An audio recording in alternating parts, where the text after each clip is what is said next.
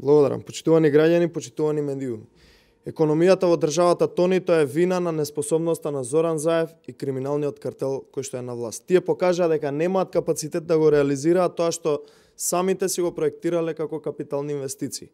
Имено катастрофата во економијата која што ни се случува е резултат на исклучително ниското ниво на реализација на капиталните инвестиции од само, замислете, 27,4%. Замислете, за 9 месеци само 27,4% реализација. Не е ниту една третина.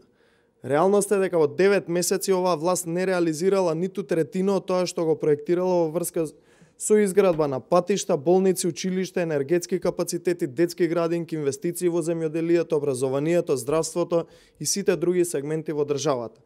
Заради тоа државата е на вакво дередже како што е во моментов. Целата економија ни е на колена, граѓаните осиромашуваат, а стопанството едва и диши врзува крај со крај.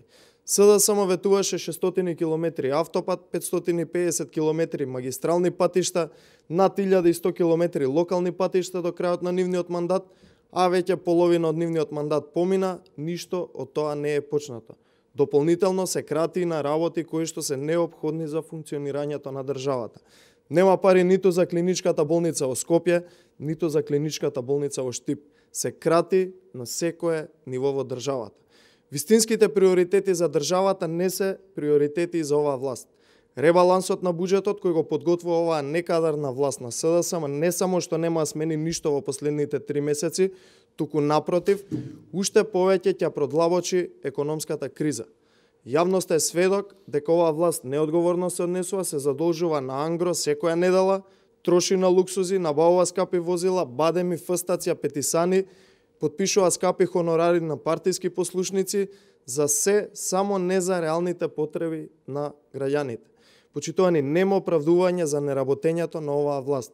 Самите го проектираа буџетот, сами проектираа капитални инвестиции, самите се фалеа дека тоа ќе го реализираат во интерес на граѓаните и стопанството и на крај еве се случува фијаско. Колку повеќе владее овој криминален картел, толку повеќе штета секој ден и секој месец се прави на државата и на граѓаните. Почитувани, ова мора да престане. Благодарам на вниманието.